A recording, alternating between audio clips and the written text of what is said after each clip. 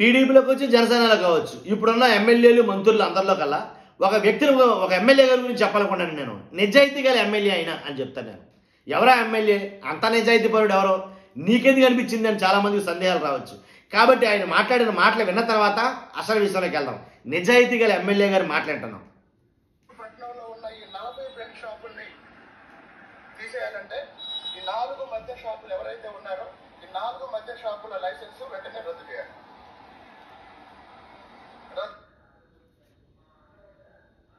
48 గంటల తర్వాత నేనే ప్రత్యక్ష కార్యాచరణకు దిగి ఈ తిరువూరులో మద్యం లేకుండా చేసే బాధ్యత నాకు.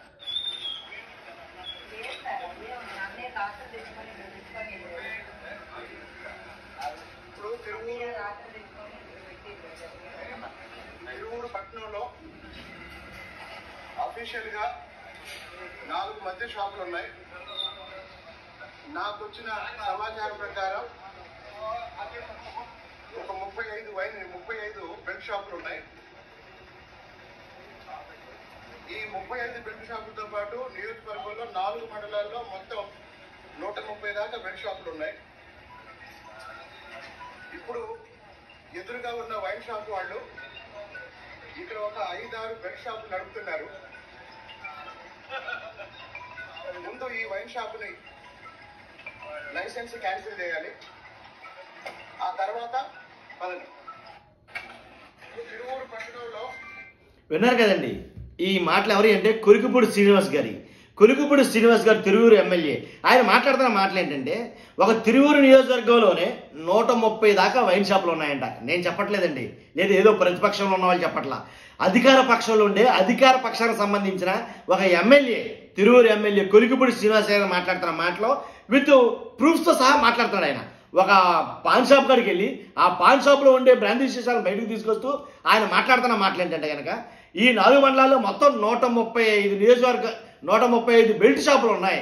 ఒక్క తిరువూరులోనే 135 బెల్ట్ షాపులు ఉంటాయి కనుక యావత్ రాష్ట్రం మొత్తం మీద చూసుకుంటే ఎన్ని లక్షల బెల్ట్ షాపులు ఉంటాయి, ఎన్ని వేల బెల్ట్ షాపులు ఉంటాయి, దాన్ని బట్టి అర్థం చేసుకోవచ్చు. కాబట్టి ఈ బెల్ట్ షాపులు అన్నీ రద్దు పోవాలంటే ఏదైతే అక్రమంగా బెల్ట్ షాపులకి యథేచ్ఛగా పెట్టుకోమని అవకాశం ఇచ్చారో ఆ బ్రాందీ షాపుల లైసెన్స్ని ముందు క్లోజ్ చేయాలి అనేది ఆయన మాట్లాడతాడు.